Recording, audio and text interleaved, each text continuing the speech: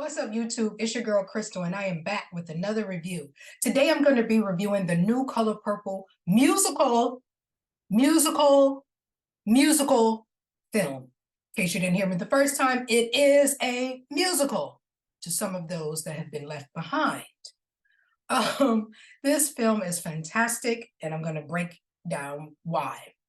So first, the film stars Fantasia Barrino, Taraji P. Henson, Danielle Brooks, Halle Bailey, Coleman Domingo, Corey Hawkins, and it introduces Felicia Pearl. I can't pronounce her last name, Impasi, maybe, who plays young Celie. It is directed by Blitz Bazawule, who is from Ghana.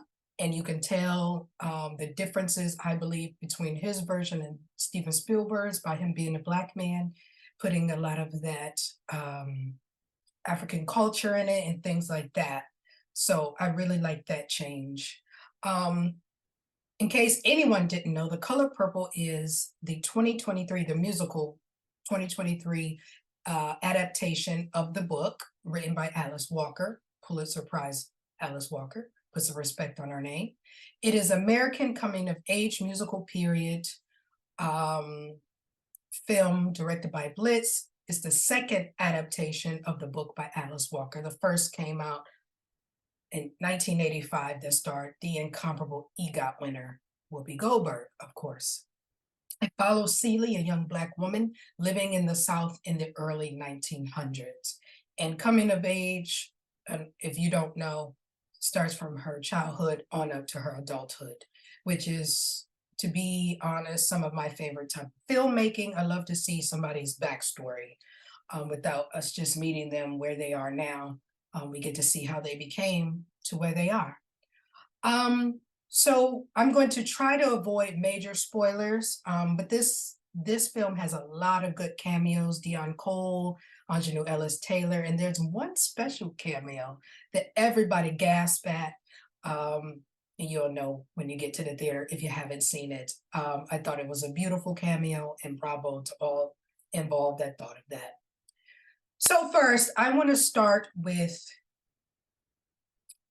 Fantasia, who is the lead, right? So Fantasia is the lead. She is Celie. She plays Celie. She was the cover for LaShawne's on Broadway after LaShawne left the play in, is it early 2000s or late? Whenever, but she was her cover.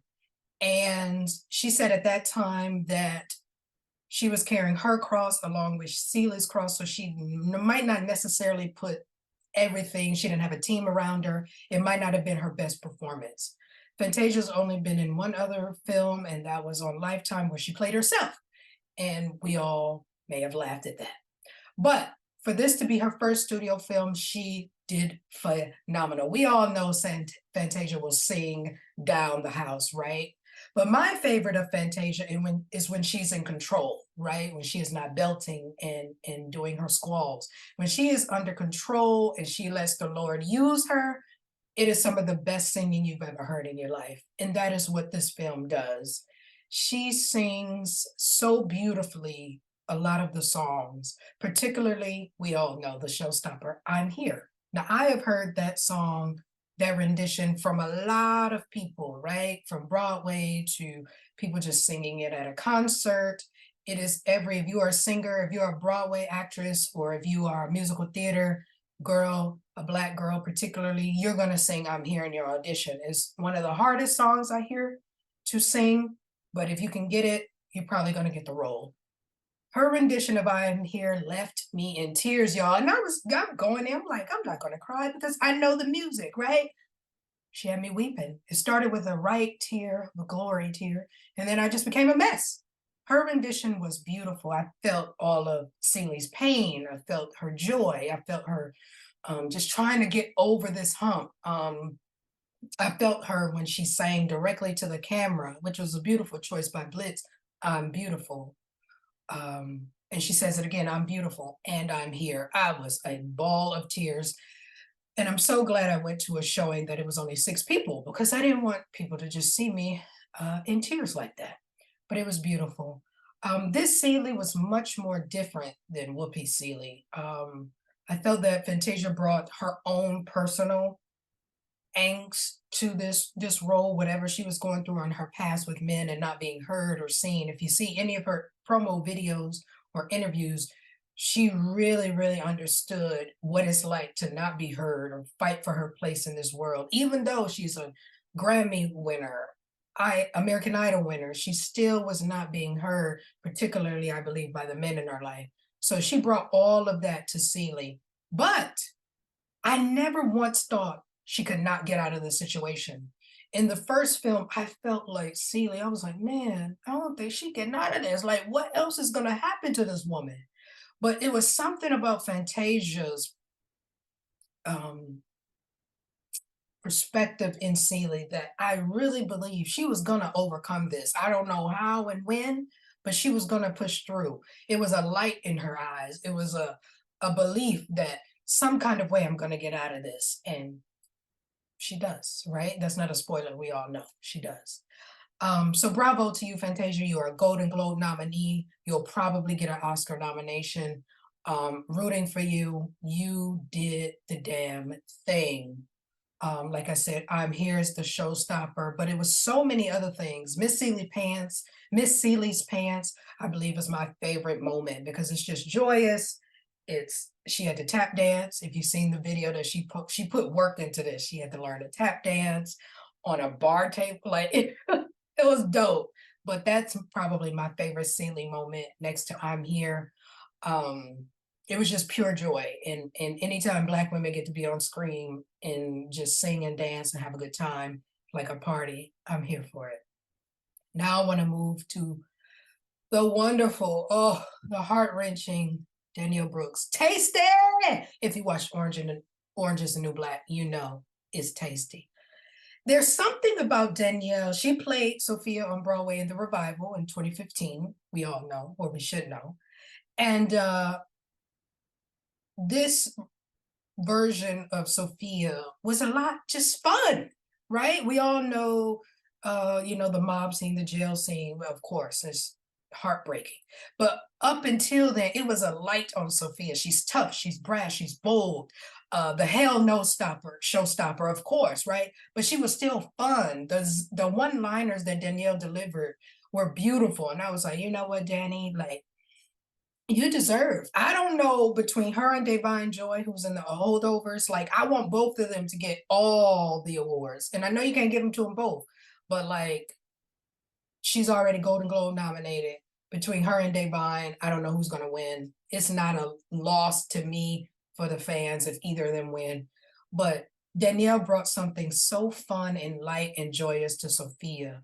Just having fun when she wasn't going through being that if you want to say angel and devil on Celie's shoulders, like, yo, you gotta stand up. But she made it fun. Her and Corey Hawkins, which plays Harpo, had wonderful, wonderful, fun chemistry as Sophia and Harpo. And I know it's not lost on us that they are actually really good friends from Juilliard. So that matters too. When you already have chemistry with someone, you don't have to build that one set. Their relationship was so beautiful, nuanced, funny, of course, at times. And Danielle, you deserve that jail scene. Oh, about took us out. And the dinner scene. I will say that that dinner scene is gonna make some people mad. It might rival the first one. It might rival the 1985 because there's something about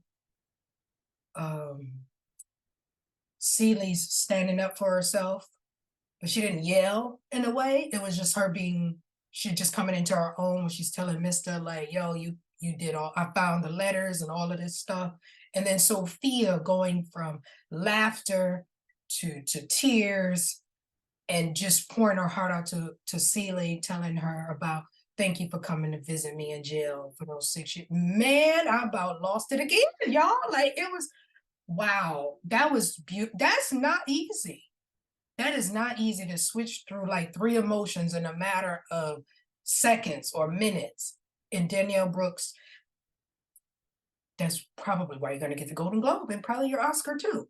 We're rooting for you. I'm so happy for you in this season. I'm glad it's your time. I know you've been speaking about this in interviews, how you thought you had lost out on some other things that didn't happen, but look at you now. Those no's were good for you because now you're in your season of The Color Purple and you deserve all of the things, sis. And you killed it. You brought Sophia to life. You made her funny. You made her um just your home girl. We all got a home girl that's just a little bit nuts, right? But we all need that person on your shoulder, like stand up, fight for your life, and that was Sophia, and I just loved her.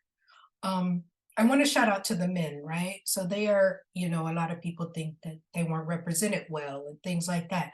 I don't think you saw the film. At least you didn't see this one. This is not Steven Spielberg's version. These men have redemption. Mister even comes back around, right? He has a redemption story, and that's the brilliance of Blitz and Coleman Domingo.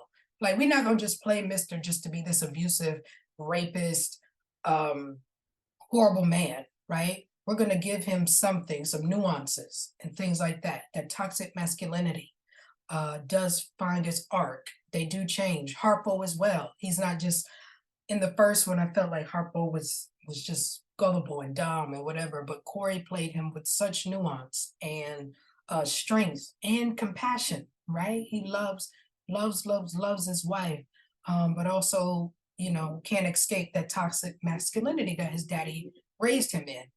So that's complicated as well. But those men complemented, I think, the women very, very well. It's not easy being the villain, quote unquote, in these films, where it's Black women leading and finding their voice. But I think Coleman Domingo and Corey did a beautiful job in that, as well as Dion Cole. He wasn't redeeming, but I didn't even recognize him at first. Him playing Alphonse, which is their father. It's not easy doing that, but they did it well, and I believed everyone on screen. So bravo. Next, I'm going to talk about Haley and Felicia, who play young Nettie and young Celie. Beautiful job, women. Just building that world around your childhood, and we're seeing the struggles of incest and just disgusting things, assault and things like that, and Celie having two babies by the age of 14 and having them being taken away. Just beautiful nuanced performances. It's easy to play that one note, just a battered woman, but I saw hope in their eyes. I saw wanting a better life, especially from Nettie, right? Nettie's the sister that's like, she sees the thing, she sees bad people before they reveal themselves, quote unquote. Very smart girl. And of course, we know that's why Mr. separates them. Like, I'm gonna keep my foot on your neck, so I'm gonna get your smart sister about this house. So beautiful job, ladies. Now, let's get to why I'm here. Taraji, I want to offer my deepest apologies to you, sis. I didn't know. I didn't know. I when they announced the cast, right? It was like, okay, Fantasia, all right, she did it on Broadway. But Danielle Brooks was like, Sophia, all right. Well, who's gonna be Suge, right? And they was like, Taraji. I was one of the people like, what? Why? How?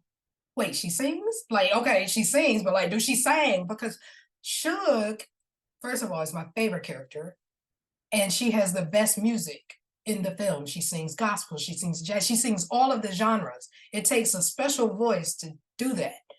And I was like, Taraji P. who? And, I felt the way, but I was like, I'm still gonna go see it. Baby, when I tell you, from the opening scene, Suge Avery's coming to town, I was like, oh, she here. She here to prove us wrong. Okay. And I was on the journey. And then, man, the interactions between her and Fantasia, that chemistry of sisterhood, right? Her being fun, sassy, all of those sexy, all of those things. And then she sang. She sang Push the Button. And I was like, I didn't know. I'm so glad I was wrong. First of all, the cinematography of her pulling up in the boat and then her starting it off with those first lines without the beat. I'm like, Tara, you did good, you did good. That whole scene is a showstopper, right? My theater was very quiet. It was only like 6 of us in there. But I'm sure in the bigger theaters, people stood up to cheer that. Like that's one of them songs. That because if you know it from Broadway, like that's a showstopper. That's that thing that makes the crowd stop and they're cheering for about 2, 3 minutes, and then we get back into the show. That's one of them. And she did it so well. It was flirtatious. She was hitting her 8 count. Shout out to Fatima too. These dancers murdered killed the whole like film. Like Fatima, you deserve, sis. I don't. I hope they can give you something. I'm not sure if they can give you anything at the Oscars for like dance or something. But like you deserve, sis. But Taraji like just owned the space. It's something about the space, right? Because everybody I felt like just stayed in their corners and or they're blocking. But like Taraji moved around this space so like a ballerina. She owned that juke joint from then getting on tables and then getting down and going in the corner and dancing and being with the guys and the girl. Like it was beautiful. So that one, I was like, okay, this can't get much better, right? Oh, but it does. She sang What About Love? That harmony with Fantasia, and this is Fantasia, right? Grammy winning, American Idol winning, throat goated winning. Like, not everybody can like stand in that space and like harmonize and be at the level with a Fantasia. And Taraji, you did that. That What About Love? That sequence was so beautiful. And Taraji was singing and harmonized beautiful. And I was like, all right, it can't get much better, right? Oh, but it did. She sang Sister, y'all. She said Quincy Jones put that song in there because he was like, no, my song going in there. And that was one of them I was scared of. I was like, wait, who gonna do Sister? She gonna do Sister? She said that scene with her and Celie, man, Taraji just kept I didn't think you could just get better just better and better. Like that whole scene was so with her and John Baptiste, who plays Grady, was so beautiful. And if I'm Fantasia, I'm giggling and doing all, she's just being playful and all of that. Like Taraji says, you trained. And that's what I mean about when like artists, like they put the work in. She's already Oscar nominated, Golden Globe winning, Emmy nominated. Like she's already Taraji, right? She's proven. But for her to train vocally and dance to become Suge and be believable and make Suge her own, that's the thing. Because I think it would have been easy to come in and just mimic what Margaret Avery did, right, in 85. It was an iconic character, iconic. But for you to go in, train with Stevie Mackey, shout out to you, her vocal coach, and say, I'm going to make this music my own. I'm not going to emulate anyone. I'm not going to try to be Margaret or who people might think that Suge is. I'm just going to be Taraji embodying, using Suge as a vessel. I mean, I'm the vessel to bring Suge to life. And girl, you did that. I felt for Suge. I love Suge. I wanted Suge to be my homegirl because she just looked like a ball of fun that you just go out, have some drinks with, and kick it.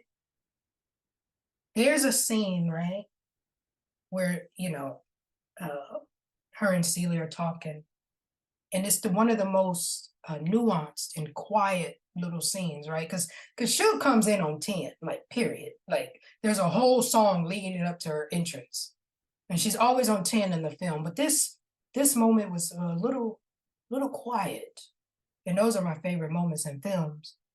And she's talking about her dad or whatever, and Celie said, why don't you call him? And it's this thing that Taraji did. And I was like, man, you are good. That's why you got the Oscar nomination, Benjamin. Like, because why don't you call him? And it's that thing of like the vulnerability of like, I tried, but he rejected me because I went to go sing secular music. Like, it was so heartbreaking, but she pushed through, right? So the line, I forgot what she says, like, he don't want to hear from me or something like that. But it was a pause in between that, and I'm like, oh man, Taraji's really good. I felt for her. I felt for Suge. And I felt for her in 1985, of course, too. But it's something about that Taraji nuance thing of like, he don't want to hear from me. But I'm, I can't let the wall all the way down yet. Right. And then later on she does. But like, man, Taraji, you killed it. Like, and I want the awards panels and all of these people who are voting. I know Fantasia and Danielle are getting critical acclaim and they're going to get these awards and nominations, but I don't want y'all to forget about Taraji. And I don't know if they think it's unfair if like Taraji is in the same category as Danielle because you don't know who to choose. But don't forget about her good sis because she really did something with Suge. Suge is not an easy character to play. That woman is complicated. She's on 10. She's fun, she's vulnerable, she's sexy, she's your sister, your friend, she's feisty. She's all of these things. That's not easy, you know? Um, but the vulnerability, I think, is the hardest thing to like have it peek through at certain times, and whether it's song, at least with the play, the musical with song. But then you got to drop that off and go back to being Suge. It's not easy. It's not easy. And I get why Taraji said the first time Blitz called her and she was like, it scared the hell out of her. I get it. Because that's a tall task. Margaret Avery is like, that's a standard. The people that did it on Broadway, the Jennifer Hudsons, the Elizabeth Withers, I believe in the original Broadway, and then Heather Headley, which is my favorite version of the revival. That is not an easy task. But you got to make, and then it's stuff out there on them. So it's like, well, I don't want to mimic. Well, and I get it. She says she didn't watch anything. And I'm like, I'm glad you didn't. Just come in and be you. You trust the gift that God gave you as an actress and the training that you and Steve Mackey have done over the last couple of years to bring you to this moment. And you deliver it. And I really hope they don't forget about you during award season. I really do, because your hard work does not go unnoticed. And for all the people that keep running their mouth about, well, Taraji, she's talking about pay disparity and all this. Well, show me range, show me range. That's it. That's it. You got Benjamin Button, you got Hidden Figures, you got her other films, but this one is why she deserves millions of dollars for her next film. Because for someone that is not known to be a singer, she even says she don't use her instrument like that. She had to go train for a couple years to get to that level. She put the work in, she danced, she sang, and she acted for her life. Pay that woman, period. Whatever the next film is, whatever the next TV show is, pay that woman. She deserves. I don't want to hear nothing else about range, show me range, because that's it.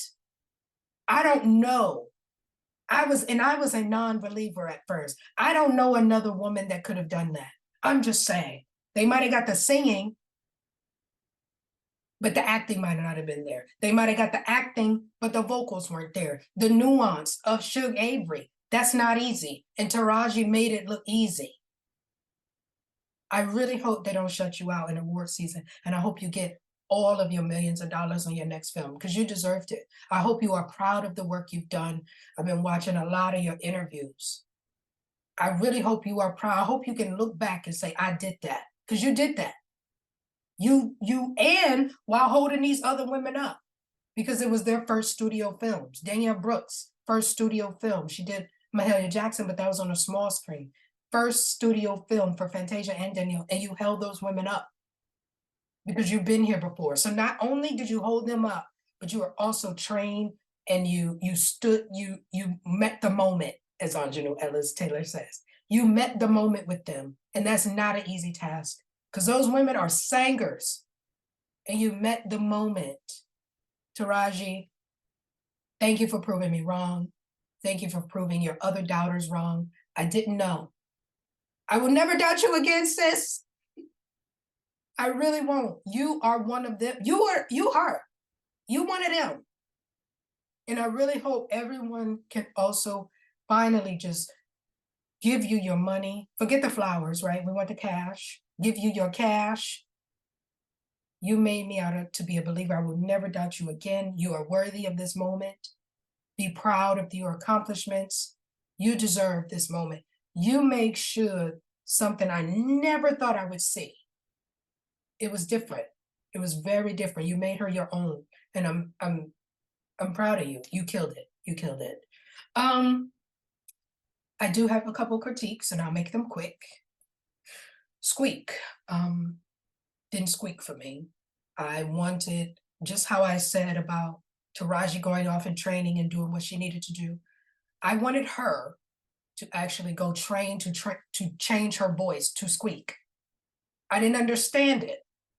The name has to match the character. She used her own voice, her own speaking voice. And I don't know if it's because she thought she would damage her cords, but no. You can train safely to change your voice. Broadway people, the people that did it on Broadway did the same thing.